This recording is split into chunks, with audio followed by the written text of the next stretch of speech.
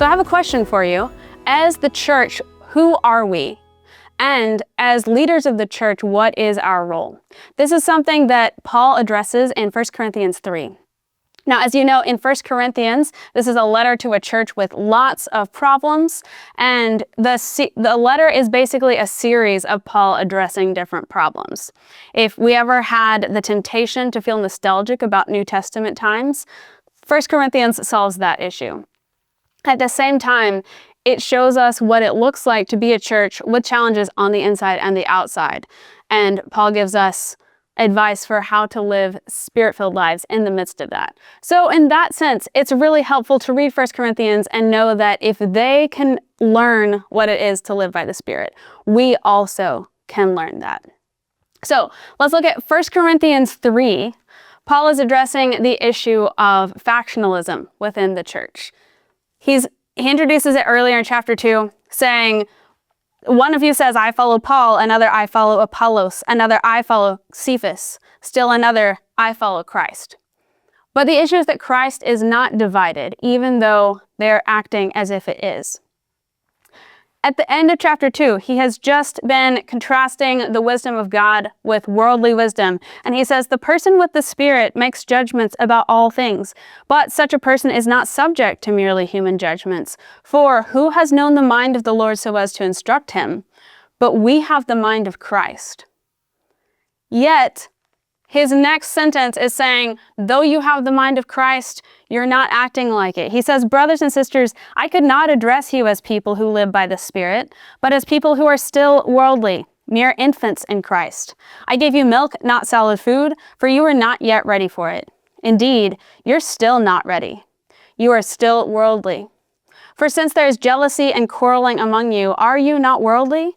Are you not acting like mere humans? For when one says, I follow Paul, and another, I follow Apollos, are you not mere human beings? So that gives us our first answer for who are we as the church. And it's an answer to what we are not. We are not mere human beings. Now, in this text particularly, this idea of being merely human is in parallel to the idea of being worldly. He says, you are still worldly. For since there is jealousy and quarreling among you, are you not worldly? Are you not acting like mere human beings? So being worldly and being mere human beings are compared here. And what it looks like is jealousy and quarreling and this factionalism that's characterizing the church. So that is what we as the church are not. But what are we? And as we answer that question here, we're going to see along the way what the role of the leaders is. So he continues in verse 5, what after all is Apollos? And what is Paul? Only servants through whom you came to believe, as the Lord has assigned to each his task. I planted the seed, Apollos watered it, but God has been making it grow. So neither the one who plants nor the one who waters is anything, but only God who makes things grow. The one who plants and the one who waters have one purpose, and they will each be rewarded according to their own labor. For we are co-workers in God's service. You are God's field, God's building.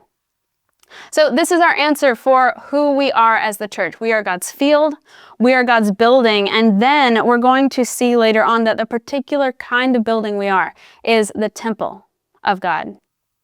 Now, this imagery of being a field is something that speaks to me. I am the daughter of a cotton farmer, and so right now it's October. It is cotton harvest. The fields are literally white unto harvest. It's gorgeous. I love visiting the farm in October. But having grown up with that, I saw how hard my dad worked and how much he had to plan with when do we plant, how do we treat the soil even before planting and then during. What is the irrigation system going to look like? How do you keep bugs away? How do you keep the weeds out? All of those things that go into farming. And if you raise a garden, you know what that's like as well. But in the end, you're going to work for the harvest as well. But you can't control the sun. You can't control the rain. You can't control storms. There's so much out of your control. So having seen that growing up, we were always acutely aware that it is the Lord who provides. We put in the work And nothing's going to happen without us putting in the work. But at the same time, there's no way we can just make it grow on our own. That is a gift from God. One of the commentaries I was looking at mentioned that this is, in the first century particularly, farmers would see the harvest as a direct gift from God or the gods. And I thought, that's not just the first century. That is the experience of farmers. If you have tried to grow anything, you know that that's not something you can just make happen. There is this mystery about it that is God's work, and yet you still have to put in the work. So that is our role as leaders of the church. Nothing's going to happen if we don't put in the work. We do need to plant and water and work towards that. But it's God who's going to give the growth. He's the one who owns the field, and He's the one that makes it grow. Now, this imagery of God's people as a field and God as someone who plants and makes things grow is not new in 1 Corinthians. We see it all the way back in the Garden of Eden, where God plants the garden and puts the man in it to tend it. You also might think of the Song of the Vineyard in Isaiah 5, where God describes Israel, His people, as a vineyard that He plants and cares for, and yet instead of them bearing the fruit that He looks for, all He sees is destruction. This imagery of the vineyard is picked up in the parables of Jesus. So think about the parable of the wicked tenants, where the vineyard belongs to the vineyard owner, and he has tenants that come and they kill his messengers, they mistreat his messengers, and finally the son comes and they kill him so that they can own it. So this idea of God being the vineyard owner, being the one who owns the field, is prevalent throughout Scripture, and here it is in 1 Corinthians as well. And the idea, again, is that we might put in the work, but He's the one that makes it grow, and He is the one who has the ownership. As Paul says in verse 7, he says, "Neither the one who plants nor the one who waters is anything, but only God who makes things grow." So that's the first imagery that he uses for the church. We are God's field. And as leaders, we are workers of that field. The next imagery he uses is that of a building. He says, "By the grace God has given me, I laid a foundation as a wise builder, and someone else is building on it. But each one should build with care. For no one can lay any foundation other than the one already laid, which is Jesus Christ. If anyone builds on this foundation using gold, silver, costly stones, wood, hay, or straw, their work will be shown for what it is, because the day will bring it to light. It will be revealed with fire, and the fire will test the quality of each person's work. If what has been built survives, the builder will receive a reward. If it is burned up, the builder will suffer loss, but yet will be saved, even though only as one escaping through the flames."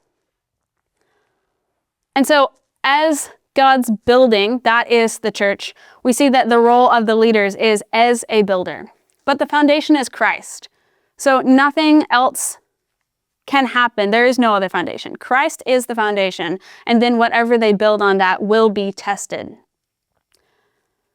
Here in this section, talking about the building, we have a little bit, there should be a little bit of trepidation for us as leaders, saying that the work will be tested, and if it's poor work, if it's made with wood or hay or straw, it'll be burned in the fire, but the builder will escape at a loss. The next section takes this to the next level. It shows you what kind of building are we talking about, and what is the importance of it. In verse 16, he says, "Don't you know that you yourselves are God's temple, and that God's Spirit dwells in your midst? If anyone destroys God's temple, God will destroy that person. For God's temple is sacred, and you together are that temple." So we're not merely human. We are God's field. We are God's temple. And this takes it to the next level. It's not the person who builds poorly will escape, but at a loss. Here, it's describing someone who is going to destroy God's temple. God will destroy that person. It's intense. Now, this reminds me of a game that I like to play. I'm highly competitive. I love board games. My fiance is also highly competitive, and he loves board games. So he introduced me to this game called Root. Speaking of factions in 1 Corinthians 3, that's how it's set up. We're both different factions, trying to compete for dominance of the woodlands. So he has outposts all over the woodlands. I'm trying to figure out how am I going to win. And I see if I can just get to his castle and destroy it, I will win the game. So he's teaching me this game. He's been playing kind of nice, not going all the way because he's like, oh, she's still learning it. It's fine. I won't do everything. But then he sees me move my tokens towards his castle. And he says, oh, if you're coming for my castle, I'm going to destroy you. He didn't. I won. But that's an entertaining image of this. But that's what's happening here too. If we come for God's castle, if the one who's trying to destroy his temple, God is going to destroy them. And if the temple is the church, which is this picture that we have in 1 Corinthians 3, which is not a new picture either. We have that idea of God dwelling among his people, again, back in the Garden of Eden. We see it in the tabernacle. We see it in the building of the temple.